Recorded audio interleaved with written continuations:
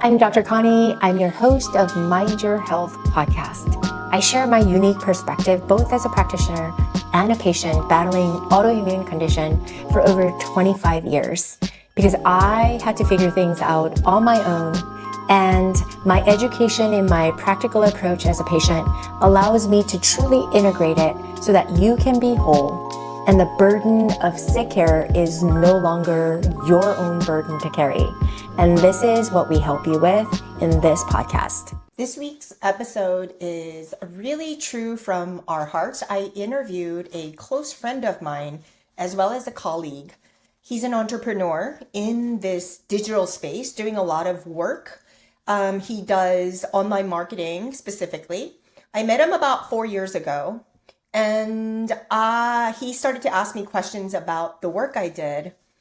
And at first, he was very apprehensive, a little bit guarded. He was going to chiropractor, holistic medicine doctors, functional medical doctors. He's tried everything. He had some mysterious things going on in the sternum, as well as some autoimmune niche things going on. And we talk about how, as he got to working with me, how the focus of all the functional, holistic, and conventional approaches were missing the mark, and how I was able to direct him a little bit deeper to go beyond what you can see and measure, and to start asking questions about his little t, little trauma, as well as big trauma. And then as we work through those, through the chakra system, linking them into endocrinological system. And really after about 3 years, it started to click for him. And he shares how my approach is really different. And I don't do this often, but I'm very confident in my approach because I see things that the doctors don't see. I see you as an individual who needs the help. And I see you at the root cause of all things. And then I try to work out the root cause. How do I know this? Is because I've had to work through a lot of these things, and I kept running into a roadblock after roadblock with specialists after specialists, not knowing specifically what to do. And I saw these tendencies and I reflected the problem back to me. And knowing what I know, I intuitively did some things for myself, and then I learned, oh my gosh, this unraveling from the inside out approach, even though it used to sound so cliche, and I used to be a closet energy studier, like all the traditional medicine, yoga stuff, I used to do it behind closet doors.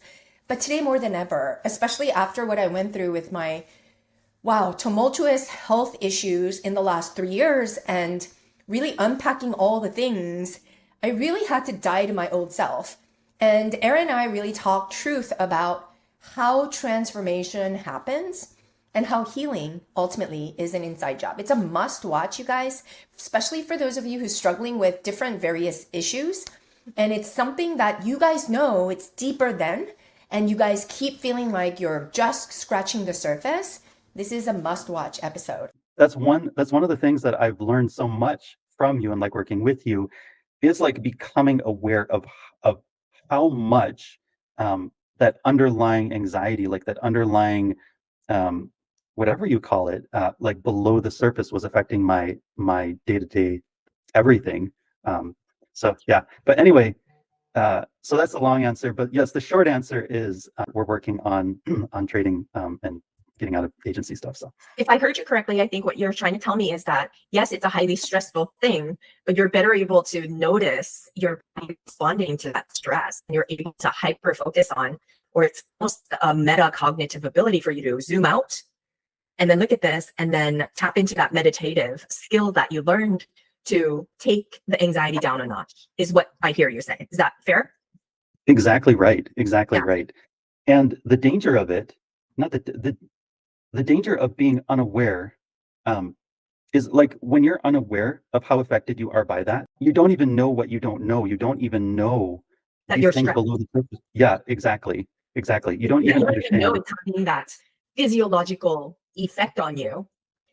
You know, it's just high intensity for you at that moment in time because there's a lot going on and you're super high focused. But you're now able to like, oh my gosh, my heart, my body, I'm a little stressed right now. I'm gonna breathe. That's like huge, isn't it? It's huge. And that was one of my biggest problems that I struggled with was like, I was in this continuous state of like high stress continuously. Yeah. And when I started to become consciously aware of that and recognize it, both through meditation, but also through the conscious awareness, also just of body rigidity. I remember you would say, Aaron, don't forget to relax your shoulders, right? And you would tell me that like 10 times in a row. And then like, cause you would keep saying it over and over again. And then I would be out for a walk and I'd be like, whoa. But then I would be consciously aware, like, oh my gosh, my shoulders are super tense right now. And then make that conscious decision to relax, because I had just formed this habit of yeah, continuous stress and like always being in the state of uh, high alert, I guess. So, Erin, we're doing this interview because you've been a long time patient of mine, and I've sort of introduced to you a different way to think about your health. I think a lot of what we've been really working on is to recognize all the things that you have under your control. And you've been learning a lot about your body and its responses, but mostly you've learned a lot about yourself and your patterned ways of thinking and what kind of an effect that has in your body. And for the first time, what I've seen transformation wise with you is that you've come to recognize a lot about yourself and your tendencies through the work that we did. Yeah. And you were a personalized patient to me, and you've been since for many years now, and you've been part of my group programs as well. You've explored a lot, and I know it was at first you were very standoff, or not standoff. You were turned off by it because of what you didn't know, because you had such strong faith going into this that you questioned everything that I was bringing to the table. And you were very skeptical, which is very interesting the way you and I just clicked, and we were like the best buds now. But Yeah. I have many questions that I'm going to ask you just to kind of give us some structure to answer. But Sure. the first question that I want to ask you is, I want you to describe your health and wellness journey before discovering me or functional yoga medicine. Yeah, absolutely. It started actually started way back about 20 plus years ago. I started having problems with with hand weakness, and I was just a punk kid. I mean, I don't know, 19 or something at the time. And so I eventually went to a doctor, and well, I went to several doctors, and the first doctor didn't know, and it was just like a lot of screwing around back and forth. And eventually, the final doctor that I ended up getting some sort of diagnosis from, she said, well, this seems to be fibromyalgia. And I had never heard that term before at the time. And I was like, okay, so, what do we do and about it? And she's like, well, there's not really anything we can do. I can prescribe you some pain meds. And I remember leaving that. I was already beginning to kind of develop the realization that they weren't really going to be able to help me very well. But once I heard that from her, she's like, well, there's not really anything we can do, but I can prescribe you some pain meds. I was very kind of like disillusioned, and I'm like, well, what am I going to do now? Anyway, the weakness in my hands continued to get worse over time, and then started developing also pain in my hands, and kind of in my neck, and then began going downhill over the years. Not just with that, but there were also like with candidiasis and like all sorts of other things going on. I was having problems with my eyes, and Autoimmune stuff, like mystery. lots of autoimmune stuff, Yeah. until one day I developed something through a series of events. Looking back now, I kind of realized what triggered it, but like I developed something called hyperacusis, which is a very serious sensitivity to sound, to noise. Yeah. And I ended up spending about 2 years absolutely alone, like in a room alone, and I couldn't even handle the sound, the volume from my own voice speaking. And so I was down to whispers. I was alone in a room. I was in a very not a good situation in my marriage at the time, because she wasn't happy with with the illness and what was happening there, and I was basically kind of debilitated, and so there were lots of emotional things happening from that, in addition to the illness and all sorts of stuff. Anyway, I didn't know what was going on. I eventually came out to Reno, Nevada, for a doctor here that I thought could help me, and they did help temporarily in a limited way. So they probably brought me around maybe 20 to 30% of relief for a 6-month period. It was short lived. and it was not complete. And then I regressed back to the state that I was. While all of this is going on, the emotional side of it, I didn't realize how much it was affecting me. The loss of my marriage, which like really added kind of like that emotional, like super negative emotional period, also in addition to everything that had happened. And I reached a point where I just broke because I was just holding all of this stuff in. I was just like absorbing it continuously. I started losing control of my body, where I would have like very strong shaking going on, not like panic attack kind of shaking. I was having panic attacks on a daily basis, but I'm not talking about like that kind of thing. I'm talking about like where it was more like Parkinson's, where I was seriously losing control, especially in my waist, like in my hips.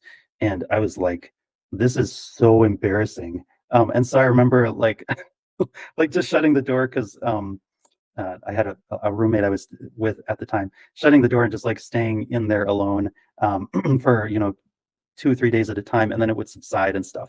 And so I was beginning to suspect. I mean, I knew there was more happening than just on the physical level. I knew that there was that my emotions were definitely affecting me and they were repressed, but I didn't really know what those emotions were, right? Yeah. I had numbed myself to them.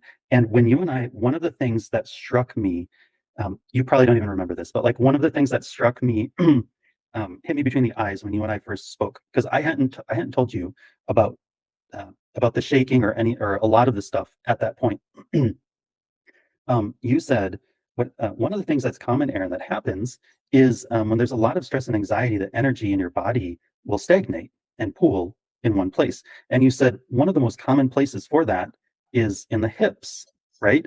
And when you said in the hips, and I had literally gone through this nightmare like with my hips shaking, right? I'm like, you had my attention, and then from there we began kind of like the road to recovery. But yeah, that's where I was Yeah. beforehand. And So I feel like at the time when I met you, you were looking for answers and constantly, because you're such a like we made fun, I made fun of you by saying you're such a left brain, like I need to know basis, like it's not the science to me, so that I can wrap it around and understand it, right? So it was like, why, Connie? yeah, Why? Explain yeah, to me what, why. So I want you, even before that, you had a lot of clients, you being the social media guru and social media ads guru and a copywriter at that. You had a lot of clients too that were in the same space as me, wellness and health. And you always mhm, were intrigued by it for your solutions. And I remember you had gone to a functional medical doctor as well, and you were prescribed a lot of supplements. In fact, you mhm. had bottles and bottles of it. So my next question is, what key things in functional yoga medicine is my business? Um, how was that approach different from your traditional functional medicine thoughts? Yeah, that's a great question actually, because I saw um I had like over 100 bottles of supplements and stuff I remember sending you. So I had already seen several actually, other like kind of more holistic, non-traditional doctors. The difference between, I would say, the primary difference between everyone else I've ever gone to and you is you considered not just the physical, but like the mental and the emotional and the spiritual all together. First of all, like, and how one affects the other. So you had real answers, right? To like how the one affects the other, affects the other, affects the other, right? And then through yoga and through other means, you uh, effectively help to treat them, right? And so that's like the biggest thing that I had always known. There's something I mean, I always been heard, at least. I mean, even growing up, my dad would say our bodies are so interconnected. It's like a pain in your big toe can give you a headache, right? Or something. I'd always considered, okay, well, physically we're connected, but I hadn't considered like the emotional side or the spiritual side of things in those connections as well. And so when we started talking about the different chakras, and growing up in a Christian home, chakras was like an off limits thing. I didn't really know what it was, but it was like something you absolutely avoided. But until I started understanding the interconnection between these different points in our body, how the one connects the other in the body. I began to experience like real, genuine relief.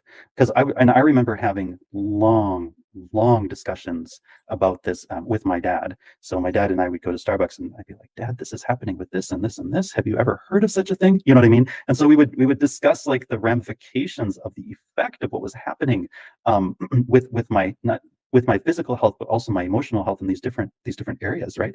And I'm like, how do you and like you said, I'm always trying to figure out like the why, right? So I'd leave you these long messages, be like, I heard that this works because of XYZ, right? And eventually,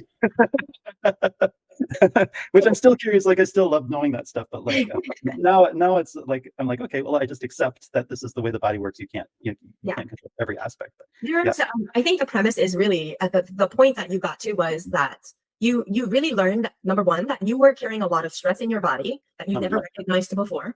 yeah, You always thought the body having issues and symptoms was something that doctors needed to figure out. And then it's almost that automatic feedback of they'll take care of me. And so the solution always came in the form of in a bottle that you can take and be well. yeah. But that No, wasn't the case. That wasn't that the case was after. So because I asked you, I said, is it yeah, working? You said no.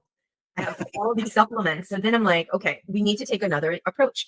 And I think I've come to this approach because I've been treating patients over and over for over a decade. I could have just as well go down on that same path and doing the same thing we were taught. But then at some point, I've always been in my own career as a physical therapist, as a functional medical person, registered dietitian, or a yoga teacher, or whatever I was. I always felt like it wasn't enough. If there was a better way, then I'd much rather entertain a better way that's going to be effective, much more efficient, because I don't know about you, but when I'm not feeling well, I don't have the patience. I don't want yeah, somebody to dictate.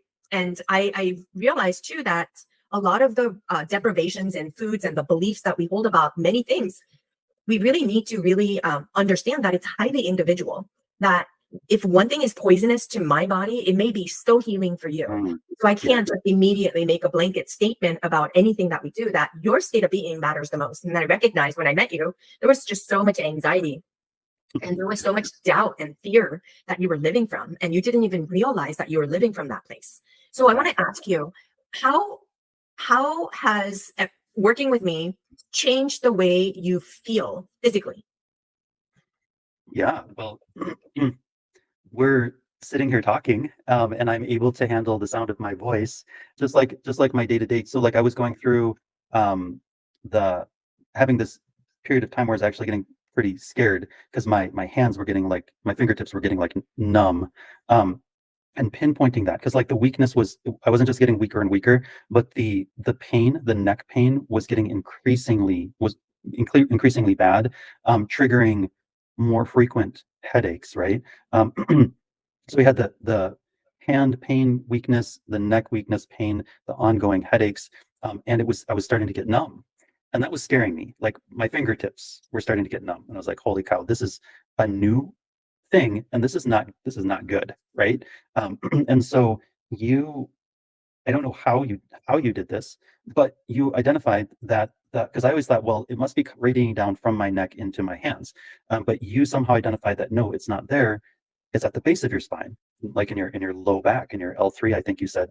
Um, and I was like, okay, And so you gave me like some exercises and not just exercises, but like strengthening um, exercises too, like specific in yoga and other ones too, that began to strengthen that area. And when I began doing those particular exercises for the low back, magically my fingers, like the numbness started going away. It was amazing. And of course, a regular doctor, they would be like, well, you know, I think you were pretty, going to a chiropractor pretty oh yeah, consistent for a going to while. a chiropractor like 10 And then times a your day. neck Yeah, cracked, like because you thought that that's where the problem is, which is a yeah, natural side. And no doubt, but I told you that looking at the base of the spine, the foundation of everything, like where you live right now, it's the foundation of your house that holds the house up. Just yeah, because you have a roof that's crumbling, we never look to the base, like where it's coming from, especially the human body. It's the pelvic region, it's the hips, yeah, it's that region, the abdominals, the lumbar, and the sacrum.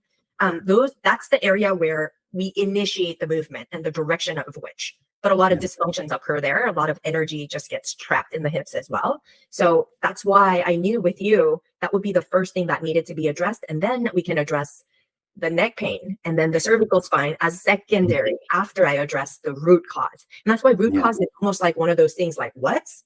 Um, that's how it is. Um, yeah, which leads me to, you said a lot about mental and emotional well-being, And you and I both always, you know, that I always joke with you about like, you were a friend that didn't have any, you didn't show any emotions really. You were almost like Yeah. numb to emotions. But ever since you started to explore the emotions and repressed emotions, I feel like you've allowed your body to be free to explore them and express them a lot more. Yeah. So can you explain on how it has impacted your mental and emotional health? Oh my gosh. Well, I went through so like uh, I went through such a negative they weren't just bad experiences, but they were like chronic, like they were very bad over very long periods of time for years and years and years, right? And so I think during that time, like with my previous marriage and also with health issues, and then there are other stresses as well going on. But like I began to over time, I think shut down, like disconnect myself from the pain, right? And which I don't recommend doing, but it was something that I was doing, I think, just as a survival thing, you know. But when I came on the other side of that, so I really wasn't I really wasn't feeling very much emotionally, or someone would react emotionally to something, or let's say like like in dealing with clients, there were like multiple times where I was dealing with a client where there was like a very rude, they were very rude, or they would do something you really shouldn't do kind of thing, right? That any normal person would get upset or angry about, just like as a normal human response. And I would feel nothing, right? It wouldn't affect me at all. And so when I started, and this has been a process, Connie, and you know that, but like it has taken me a long time to even begin to like open up emotionally. And one of the areas that I realized, because I thought I was good again, like going through some of these processes. But when we were going through like the different chakras, I thought, hey, listen, I was thinking the bulk of my problems here is the in my sacral, and that's what I'm gonna kind of you even though you're not, that's why I'm gonna like focus on that one, right? But we would go through like each one, and I began to realize over this period of time that it wasn't actually that the sacral was actually secondary to the heart, that my heart, and what what made this an absolute certainty for me, because I was suspecting it as we were going, but what solidified this as a certainty to me is when I was going through the heart chakra, when we got to the heart, in the course. And I think I told you this, yeah, I definitely told you this, where when I was listening to talk about the heart, I began to lose control. I started shaking like I used to shake, and it was absolutely 100% involuntary. And I was like shaking. I'm like, where's this coming from? And suddenly weeping, like weeping, tears flooding my face. And I'm like, oh my gosh, right? And so like I thought that I had resolved that stuff, or like I thought, you know what I mean? But to get hit so hard with that, like going through the process, and um I came to realize a few things then, but like what really hit home was that your body really knows. So like my body knew. I didn't consciously know, but like my body knew somehow. And when I started reading, or when I started going through that particular video, and my body involuntarily began to act, it knew, right? And the old Aaron would have just like repress. It's like, you know what I mean? Repress and ignore, right? Which is what got me in that situation to begin with, And so, but going through that, listening to your body, and acknowledging it, because it's inside of you. Part of what you do, and I think part of the main thing that you do, is you help us become aware of what our body is trying to tell us, right?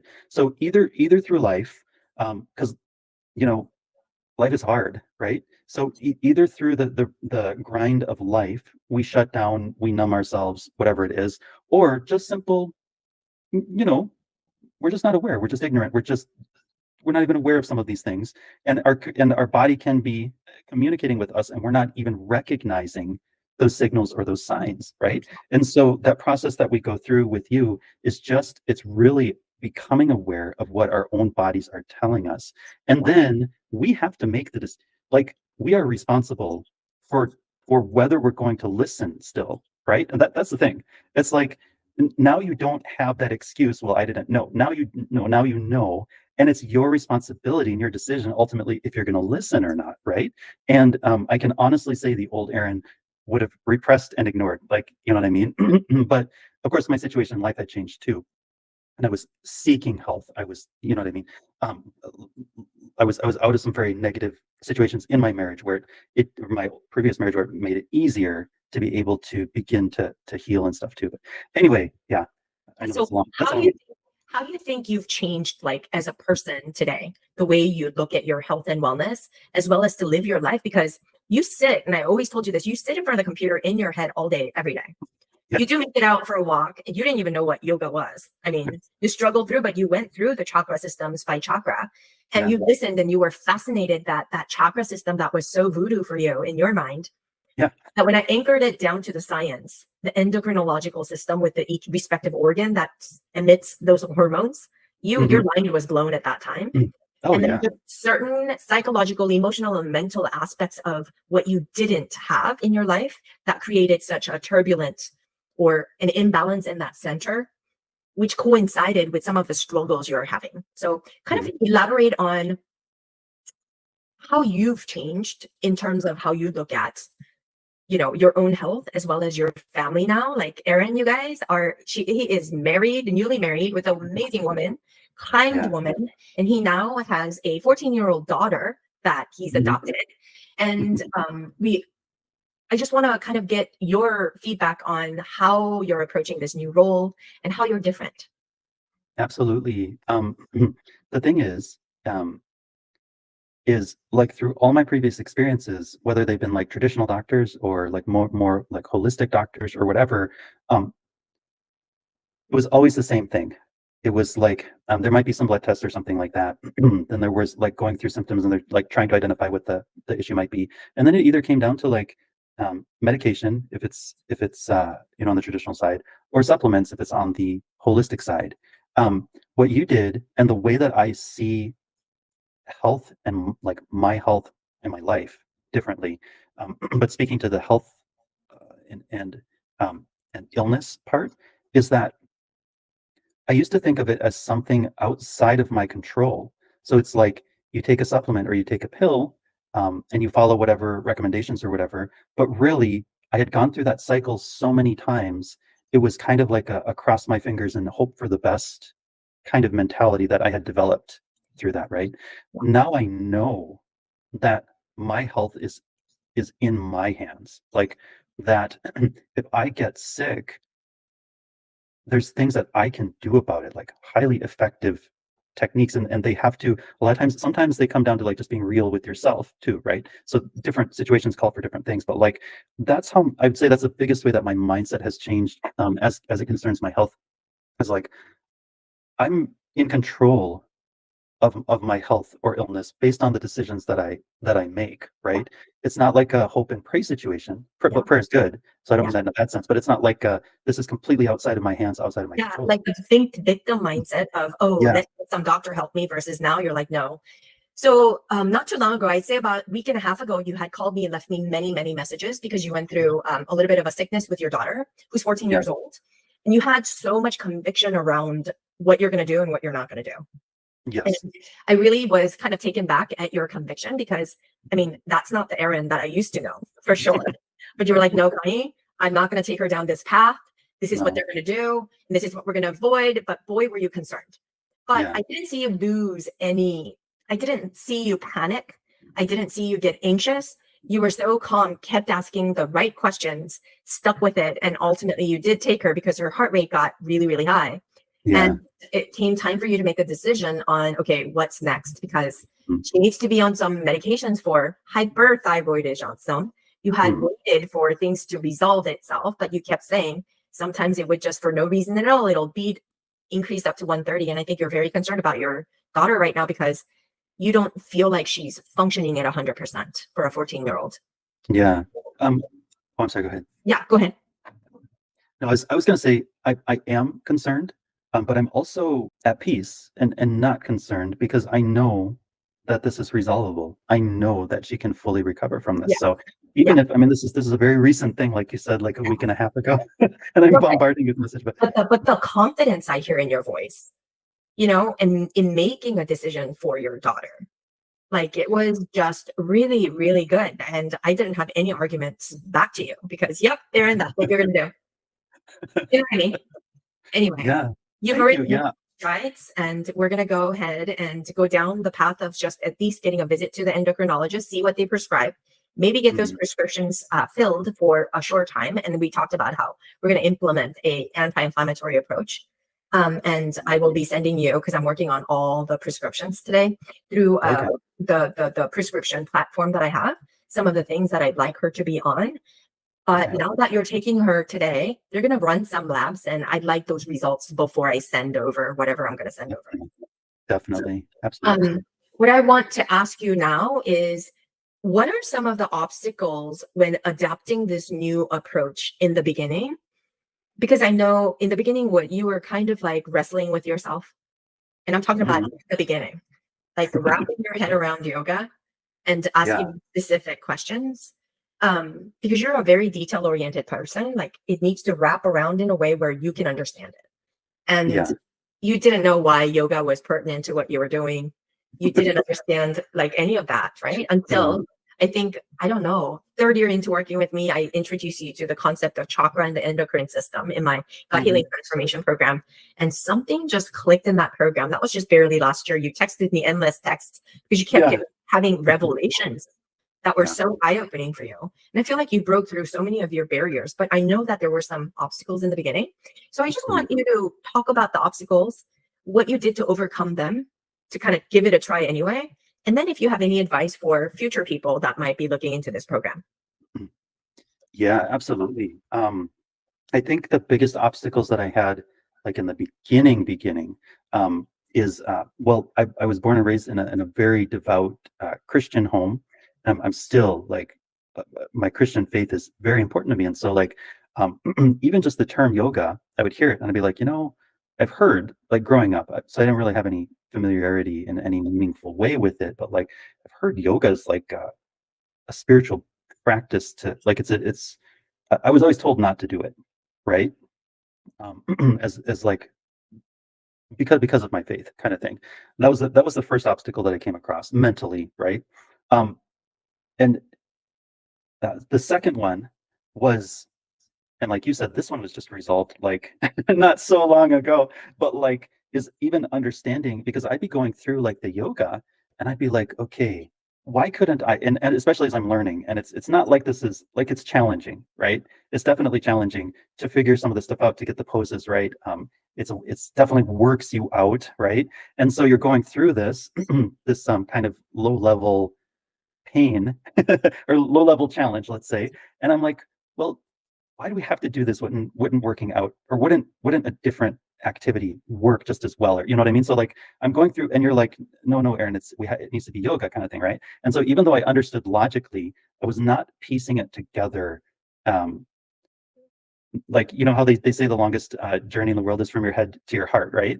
I hadn't like I was logically trying to wrap my mind around things, but like it hadn't taken root, like hold. Um, and so I started researching yoga as a Christian, right? I mean, like as a real like I read my Bible, I love Jesus. Like these are important things in my life, and so I'm starting like I start investigating yoga, and I'm like, is this something I should be doing or should not be doing or what? Like, how does that work, right? There were multiple things that happened, but one of the things that I began to realize is, first of all, intention is everything, or intention is very important. So it's like, for example, like the Christmas tree, you know, that used to be used in like pagan worship of like foreign deities, right? But we've incorporated it like through the years as part of the tradition of celebrating Christmas, right? And so it's like having a Christmas tree in your home doesn't mean that you're worshiping a foreign god, right? Or that you're a polytheist or something like that. It's just part of the decoration of the home, right? And so like it's like what is your intention in what you do, right? And that was like a huge thing that I found with yoga. It's like, well, um, am I honoring God with my body like through this? Like what does this mean to me? Right? What is my intention in doing these exercises. And that really hit home for me. It's like, because another thing that solidified it is like my chiropractor, I go to the chiropractor and they would have recommended stretches and stuff.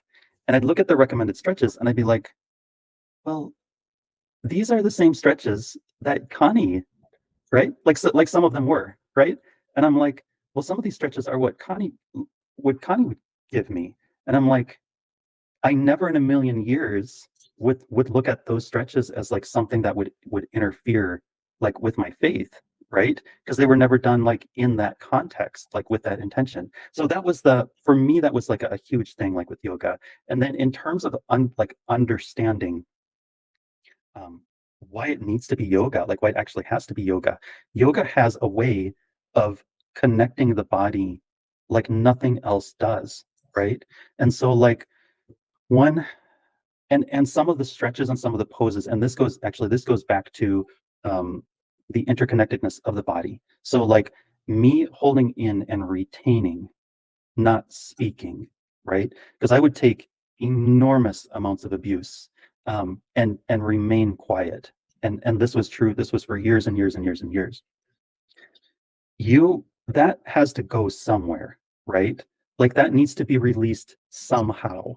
And if it's not released out, then the body absorbs it in and it begins to mess around and cause problems. And so it's not just about meditation, but it's about allowing your body the release of some of these things. And so there are specific poses that we go through in yoga designed for the release of that energy, right? For the release of the buildup of that energy. So it's not just stagnating there, that you're not going to get with just working out, or you know what I mean? Like it's a specifically designed process that's interconnected, that interconnects you like throughout the body. Like the same thing with the chakras, I began to realize, and these are some of the discussions I had with my dad, is like, this is like energy, right? And energy, I don't know how different people think of energy, but like if these are like points of energy within our body, it's like, how could you not it's almost kind of like, how could you not think that affects you? Like once you start actually, you sit down and you start thinking about this, right? How could you not think that affects you? Or like some people don't even think that chakras are real. That's a different thing. But like, it's like, how could, because everything I do, every movement I make, I'm lifting my hand, I'm dropping it down, I'm speaking with you right now. This is all energy being released, right? Continuously. It's like, how could we not think that is affecting us if it's not moving correctly through our body? It's the same thing. It's like, maybe a crude example, but it's like, if you don't expend your energy and instead you sit on the couch and watch television 12 hours a day, how could you not think that would affect you physically, right? It's the same thing. We have these Like, can I just interject? Like a lot of people watching TV passively like that, they don't even know that that's become a habit. Yeah, They do it exactly. automatically without thinking. And that's one of the things that I notice about you now, is that you're so hyper self-aware. Do you know what I mean? With the other extreme now, kind of. Yeah, I was so hyper unaware before. Yeah. Yeah. So one thing that I really want you to ponder is, we think it's up to 60,000 thoughts a day, every single day. Mhm. You don't know what they are because they're so subconscious to you. It's just that you, me, everybody, every human being, right? Over 90% of the 60,000 thoughts is habitual and repetitive. Yeah. And over 80% of that is negative. So you really have to sit and wonder, why is my life looking out the way it's looking? Why is my health the way it is? And we can sit here and blame everything and everyone all around us. But it's not until we start to own, I can say a lot as your friend about the abuse that you've received, but I didn't know you at the time. I didn't know you as a friend when you were married. But I would also argue, Aaron, why did you stay? Because then that becomes more of your coping mechanism. What you knew best was to put your head down, work harder, and put up with the abuse when you got home. I mean, that was how you lived. You didn't know how else. And I'm not sure most of us learn the ability to properly express our feelings and our thoughts, most importantly. We're taught to hide behind our thoughts. It's almost like, I don't know, Aaron, you now have your throat chakra, which is your truth, it's alignment up here, is in full alignment with your heart. You're always going to go listen to your heart before you speak. And you're going to listen to your gut before you think, so that you sort of allow your body to point you in the right direction. Yeah. That, right. and that I heard you say at the beginning, is how you can regulate yourself and really do the best you can, is by meditating. And I think you use meditation in that way to gain clarity. Yeah. Yeah. To gain clarity and awareness. Yeah. Right? And half the time, I think for a while there, what I appreciate with working with you is that even though you had questions, you sort of just went with it. And for a while, even though your brain wasn't comfortable with not knowing and just following, you did it anyway. And you started to really, as you did it, it's almost like your body understood. And then your head clicked in to understand your body. And then your questions became a whole different level of, oh, is this why it's happening, Connie? Like, blah, blah, blah. And then you started to spitfire into all the things you've repressed that were coming up for you. Yeah. There was a while where every day was a new revelation. Yeah. So, and I knew that happened, and you were so full of joy as you were figuring it out and in your confusion. But you are no longer bound by the painful feelings and the suffering that you've endured. Yeah. You were able to completely release it through the program. And that's what I got to witness. Yeah. And I thought I was doing a better job of hiding my discomfort through some of it. No, you have a crinkle in your nose. You Yeah. crinkle up your eyes when you don't understand, and then you just like, you hide your frustration when you don't get the answer that you're looking for. Because it's almost like an expectation, right? We think we can control the world, but we can't. Yeah. And we go into it thinking, oh, I know the answer to this question. And you want me to say the answer, but then I did. And then you just were sat with, like, left with another question that I asked you, perhaps. And then you were just kind of like, what? And then you just kept doing it. The only thing that really made me which really helped me to work with you, was the physical therapy exercises, because at least that was tangible. Yeah. And I realized that was something that I can help you with, for you to feel like you were connected to this thing you were doing, that this thing that you signed up for. It's not all, off the cuff. Right. It's not all intuitive, but you needed something where you understood that it was helping you. And that was the physical therapy, because I think it's that pelvic stuff that we talked about and all the things. And then you started to understand, the moments that you had last year. It really put the icing on the cake, didn't it? It really did. And, that's the thing about it too, is like, you would identify, I don't know how you do this, but like you would identify things that be like, well, this sounds like and not just with me. So, but like with other members of the community as they're speaking, right? You're like, well, this sounds like X, right? As a foundational thing, like this is a function of the endocrine system or whatever, or this is the thyroid, but you wouldn't just stop at the thyroid because you knew more about that person, or you knew more about me or whoever. You're like, the reason that's happening. So you're going deeper, right? Every time you're going deeper, where you're getting down to like the foundational problem underneath that. So was as an example, like just the lumbar for me, like anyone, a normal doctor would have stopped at the hands and be like, oh, well, you have carpal tunnel or whatever. Let's give you surgery, right? They would just chop you up. Someone else, maybe the chiropractor, would have said, oh, that's in your neck, right? And they adjust the neck, and then that gives like a day of relief from the headache that was coming or whatever. But you're like, no, this is your low back. You're like, I know. I don't think you said I know, but like for me, I was like, my low back. And I really sat and thought about that for a while, actually. And then my low back. And then I was like, low back. It's like, but then I started doing the exercises, and just my hands get better, right? It was like some of the things that you preach took me so long. Like you would say movement and breath, and I would be like, okay, movement and breath, right? Like over the years. But this last year, it was like, oh my gosh, it's movement and breath. I get it. Like I'm starting to finally understand and put these pieces together, but these things are also connected, and the way that you would get to the foundational, like the root of the problem, rather than dealing with with the symptom of it. And I'm not just talking about dealing with the symptoms like a traditional doctor would. Like, that's their specialty. Their specialty is dealing with the symptoms and ignoring the root, right? Yeah. But like, even with other like self-proclaimed, holistic doctors, I began to realize that they were just dealing with the symptoms as well. Some of them, not all of them, but some of them might go one step past a traditional doctor or whatever. But like, you would dig down like to the very foundation, the very core. And sometimes that was physical, sometimes it's like energetic, sometimes it's mental, emotional, whatever it might be. But you would identify that.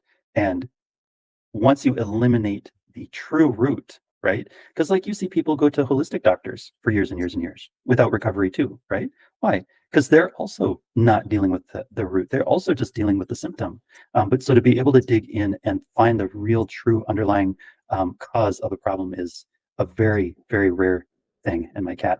Yeah, I know. I'm just looking at your cat yawning. He's doing all kinds of things there. So, Aaron, I just want to thank you for taking the time to do this podcast with me, because I feel like people know what I do. I know what I do, but sometimes it's so hard to explain because that's funny. Because you're right. It's so highly individualized, my approach, and a lot of it is very intuitive, and I can pick things up from a person that they don't even see. It's just visible to me. So any last words you want to say about working with me, about the program, anything you want to add?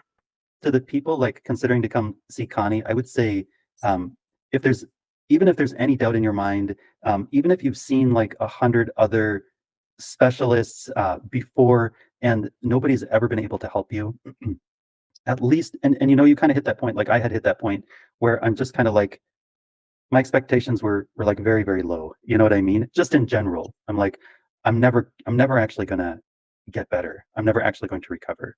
The thing is you can recover if you know and become aware of some of the things that your body's trying to communicate to you, that you're currently unaware of, right? And if you have someone help guide you to some of the underlying root problems. So it's like, even if your body is communicating with you, it sometimes does it in ways that we don't necessarily understand. And even if we do, we don't know how to interpret that. We don't know how to put that into practical action, right? Sometimes to be able to recover. And that's what Connie has helped me do.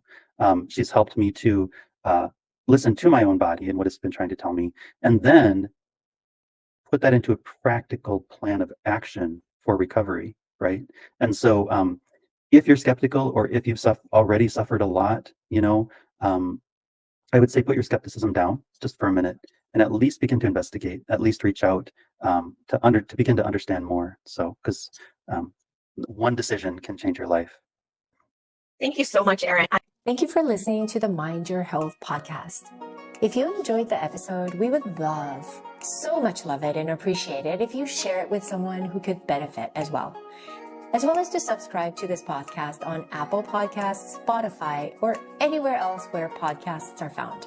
And leave us a review. We would be so grateful, and it helps us to reach more people just like you, so you can become more empowered to enjoy longevity and health. You can follow me on TikTok, Instagram, and YouTube at Dr. Connie Chung. And of course, you can subscribe to this podcast for a new episode every single week.